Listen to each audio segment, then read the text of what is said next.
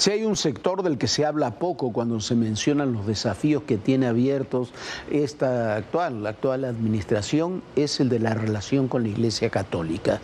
Pero en la Iglesia Católica hay profundo malestar con mucho de lo que está sucediendo en el país. Un malestar que deviene sobre todo de la violencia y la inseguridad, pero también de la pobreza, la falta de medicinas y la educación.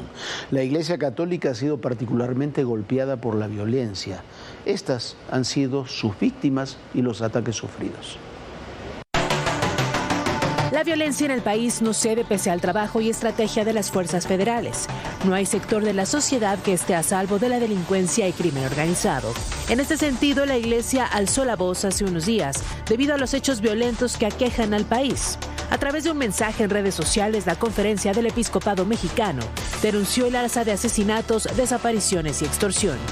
Monseñor Ramón Castro, obispo de Cuernavaca y presidente de la Conferencia del Episcopado Mexicano, señaló que a pesar de las cifras optimistas de las autoridades, la violencia continúa al alza y la impunidad sigue marcando la vida diaria de los mexicanos. Vivimos tiempos difíciles. Nos dicen que la violencia ha disminuido, pero familias que lloran a sus seres queridos viven otra realidad. Nos dicen que hay justicia, pero la impunidad sigue marcando nuestra vida diaria. Nos dicen que la economía va bien, pero muchas familias no pueden llenar su canasta básica. Nos dicen que se respetan las libertades, pero quienes piensan distinto son señalados y descalificados. La Iglesia ha sido víctima de varios hechos violentos en los últimos años. De acuerdo con el Centro Católico Multimedial, desde 2018 se han registrado 13 asesinatos y 900 casos de extorsiones y amenazas de muerte contra miembros de la Iglesia Católica en México. El 11 de noviembre, el sacerdote Ernesto Baltasar Hernández Vilchis, de 43 años, fue encontrado sin vida en el municipio de Nextlalpan, Estado de México. El religioso había sido reportado como desaparecido desde el 27 de octubre. Las investigaciones confirmaron que fue víctima de homicidio. Un mes antes fue asesinado el sacerdote Bertoldo Pantaleón en el municipio de Eduardo Neri, en Guerrero. La última vez que se le vio con vida fue el sábado 4 de octubre en la comunidad de Mezcala del municipio de Zumpango de Neri, donde estaba a cargo de la parroquia de San Cristóbal. Ese mismo día localizaron el cuerpo en una brecha a la altura del kilómetro 199 de la carretera federal México-Acapulco, en el tramo comprendido entre Zumpango y Milpillas. La diócesis de Chilpancingo, Chilapa y parroquia de San Cristóbal confirmaron que el cuerpo localizado era del sacerdote. Días antes, el obispo de la diócesis de Chilpancingo, Chilapa, José de Jesús González Hernández, dijo que en Chilpancingo hace falta que los grupos del crimen organizado establezcan una tregua para evitar hechos de violencia. La comunidad de Mezcala está a 40 minutos de Chilpancingo. De acuerdo a las autoridades, en esa zona opera el grupo criminal de los Tlacos, que mantiene una rivalidad sobre todo con los Ardillos. A inicios de 2024 se recrudeció la violencia en la región, por lo que religiosos dialogaron con líderes criminales para acordar un pacto que no tardó en fracturarse. El padre Filiberto Velázquez, director del Centro de Derechos Humanos Minerva Bello, informó que fue a mediados de febrero de ese año que los Tlacos y los Ardillos acordaron respetar las actividades ilícitas de cada grupo. No era la primera vez que esto ocurría.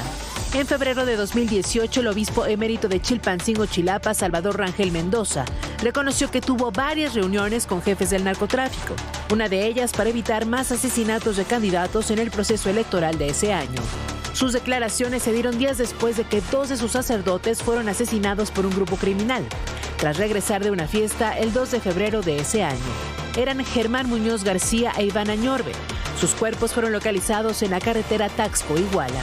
En 2017, Muñoz García se fotografió con integrantes de grupos criminales y con armas de grueso calibre.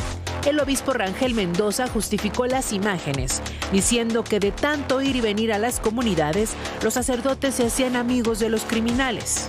En ese mismo año, pobladores del municipio de Quechultenango le regalaron un báculo y pectoral de plata tras oficiar una misa al obispo Rangel. En ese momento indicó que no le estaban haciendo un regalo al obispo, sino a Dios. Esta semana la presidenta Sheinbaum informó que buscaría una comunicación telefónica con el Papa León XIV para invitarlo a venir a México. Y todo esto tiene relación. Ojalá esa conversación se dé. Ojalá el Papa Francisco, el Papa León XIV pueda venir a México. Sería una visita muy importante, como la de todos los sumos pontífices que han llegado a nuestro país.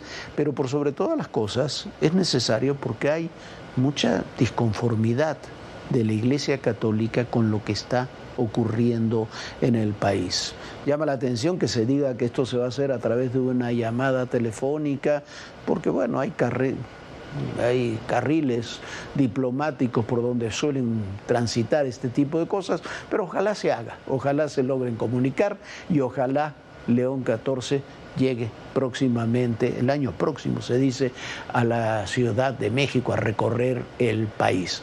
Mi compañera Viviana Belsazo entrevistó sobre todos estos temas, todo lo que veíamos y todo lo que está ocurriendo, a Monseñor Héctor Mario Pérez, obispo auxiliar de la Arquidiócesis Primada de México y secretario general de la Conferencia del Episcopado Mexicano.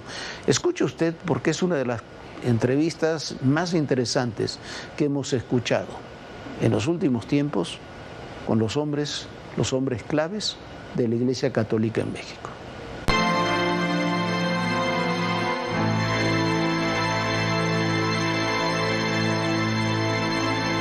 El día de hoy me encuentro muy contenta, estoy en el Episcopado Mexicano y vamos a platicar con Monseñor Héctor Mario Pérez. Muchísimas gracias por esta plática para todo personal, para ADN 40. Gracias, Viviana, con mucho gusto.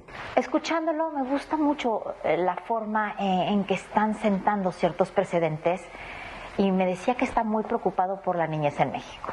Bien, sí, creemos que definitivamente en la niñez está el futuro de México. Si queremos cambiar las cosas en un futuro, definitivamente tenemos que poner los fundamentos y creemos que tienen diferentes vulnerabilidades, por decirlo de una manera, desde la familia, una familia donde papá y mamá trabajan y a veces no hay el apoyo necesario para que tengan el espacio seguro mientras los papás no están, que muchas veces entra la abuela o entra la tía, pero no siempre logramos tener un espacio ideal para ellos, hasta lo que está sucediendo en las escuelas, lo que está sucediendo afuera de las escuelas, en sus entornos, donde no siempre viven en el lugar más seguro. Entonces, creemos que como sociedad, no nada más como iglesia, ni como gobierno, como sociedad, tenemos que poner más atención porque esos papás que los dejan solos están produciendo para nosotros, pero también están dejando de educar a quienes en el futuro serán parte de nuestra historia. Bueno, y ustedes conocen muy bien y tienen, muy mapeado todas estas zonas, sobre todo donde más rezago hay, donde más rezago educativo hay, donde el crimen organizado tiene focalizado o está buscando cooptar muchos de estos jóvenes, porque ustedes tienen sacerdotes en todo el país.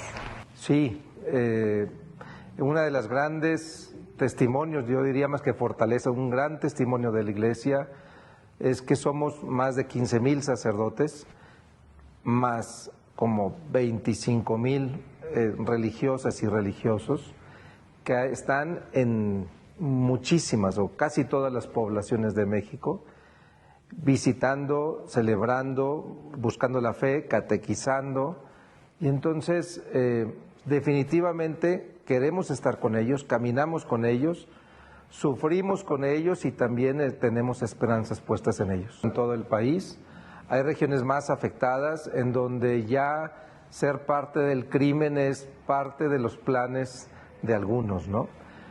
Yo, más que pensar en que son personas malas, porque no creo que lo sean, porque nadie nace malo, ¿verdad? Solamente que les hemos dado ese ejemplo. Ellos han crecido viendo armas, han crecido viendo que traen carros nuevos, han crecido y no se imaginan las consecuencias de querer meterse en ese.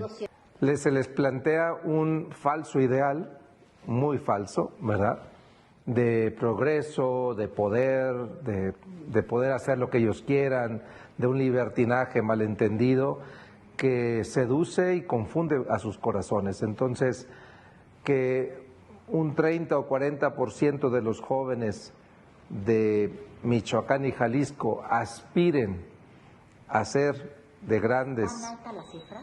Eso me dijeron en un estudio No lo vi así exactamente, pero fue lo que escuché y me dejó helado, la verdad. ¿Cómo es posible que cuando ustedes están saliendo a las calles para tratar de catequizar también su vida está en peligro? Hemos visto muchos sacerdotes asesinados, los vimos en Chihuahua, lo hemos visto en Guerrero, lo hemos visto en Michoacán.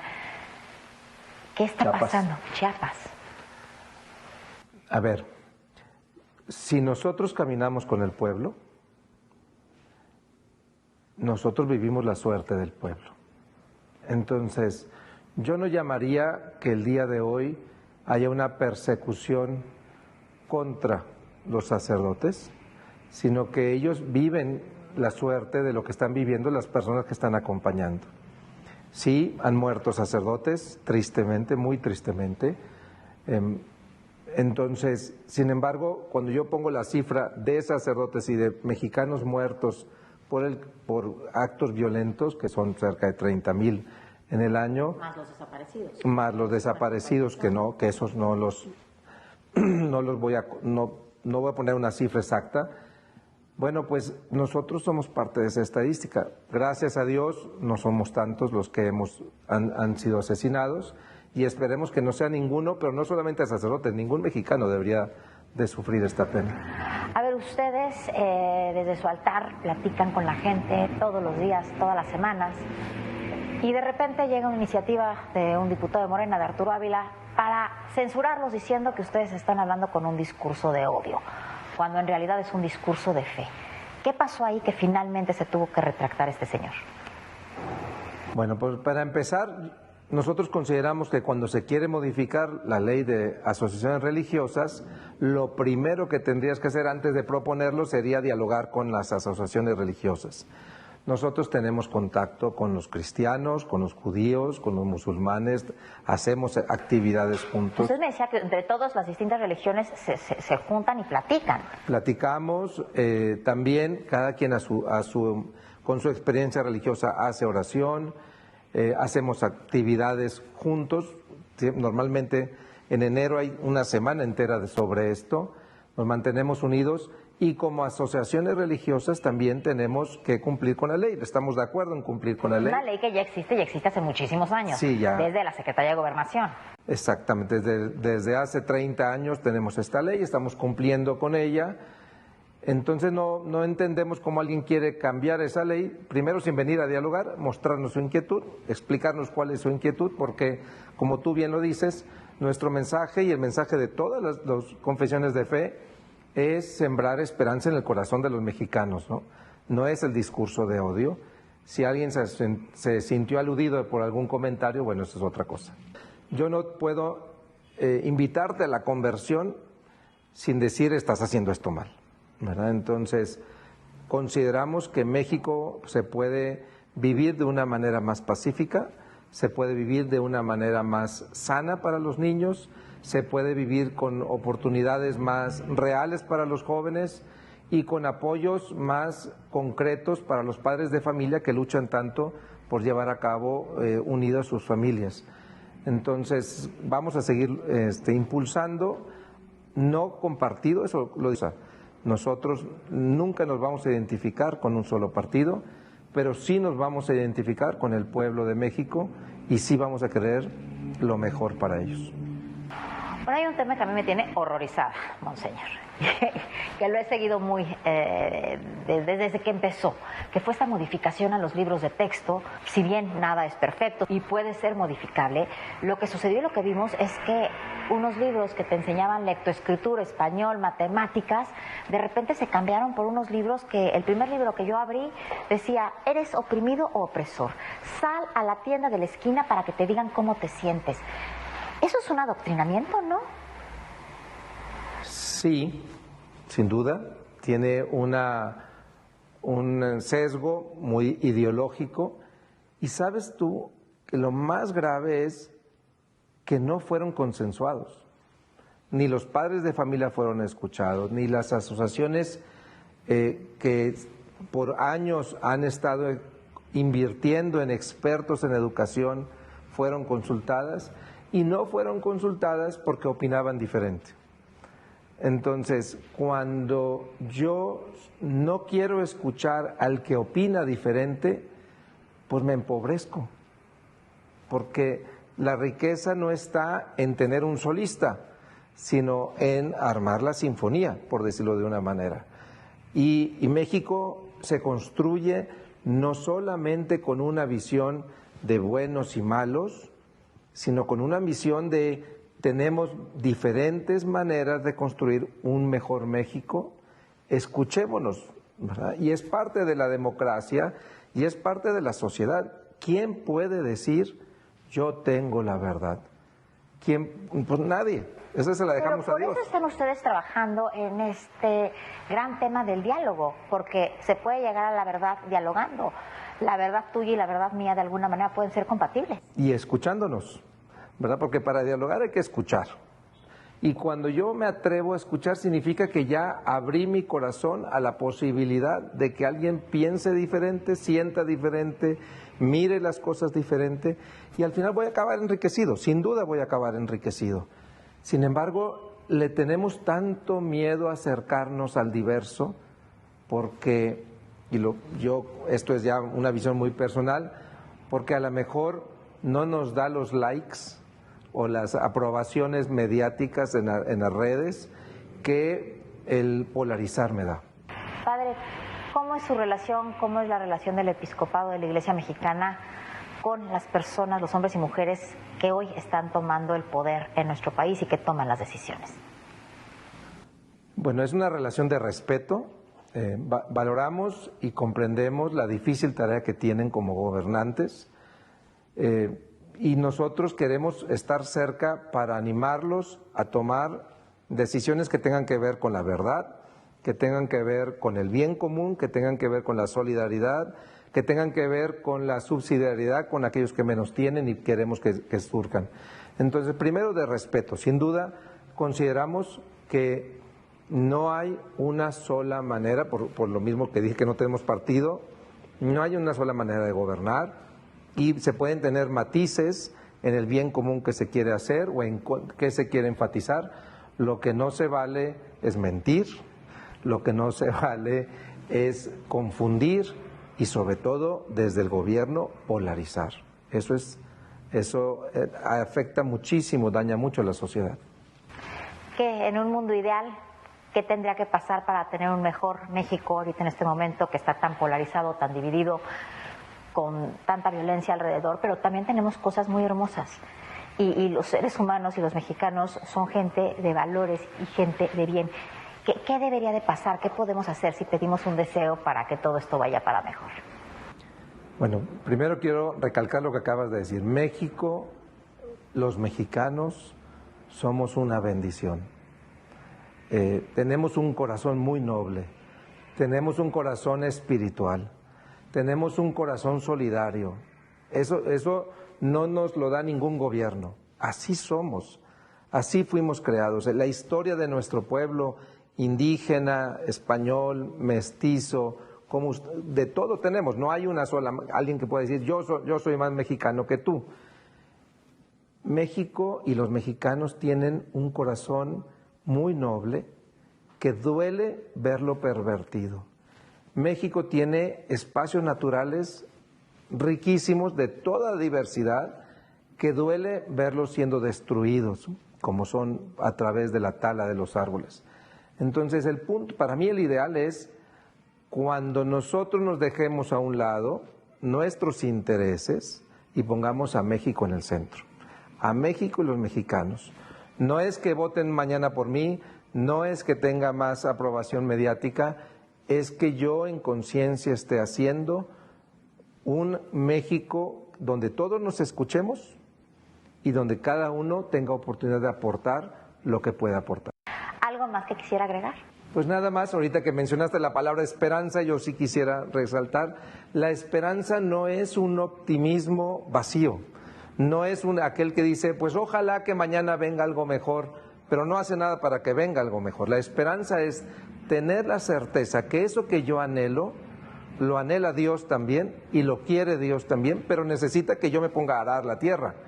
No vale, yo espero que mañana surja una planta y no siembre la semilla.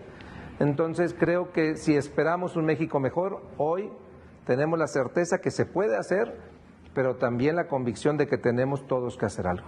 Y como dicen, existe la suerte, pero la suerte es de quien la trabaja y hay que trabajar todos los días por nuestras nuevas generaciones y por nuestro México. Monseñor, muchísimas gracias. Muchísimas gracias, Viviana. Que además hay agravios de la Iglesia Católica, además de todo esto que escuchábamos, hay agravios de la Iglesia Católica que se han cometido con la Iglesia Católica. Uno de ellos es, por ejemplo, la relación estrechísima de Morena y del gobierno con la Iglesia de la Luz del Mundo. No porque sean de otra congregación religiosa, sino porque es un grupo cuyo líder está acusado de delitos, no acusado, está cumpliendo condenas de delitos gravísimos. Y ahí siguen con sus diputados, sus senadores, con uno de sus miembros propuestos, fue un fracaso, pero propuesto para ser fiscal general de la República, con presidentes municipales. Eso termina siendo también un agravio para muchos sectores sociales. La Iglesia, sobre todo con el Papa Francisco, ahora con León XIV, está con la mira en otro tipo de temas. En agosto del año pasado tuvimos el honor de entrevistar en el Vaticano al Papa Francisco. Fue la última entrevista personal que ofreció el Papa Francisco antes de fallecer unos pocos meses después. Esto fue algo de lo que nos dijo en aquella ocasión y que hoy deberíamos recordar por las declaraciones que hace la propia Iglesia Católica y por la invitación que hace la presidenta Sheinbaum al Papa para que venga a México. De esto van a tener que hablar.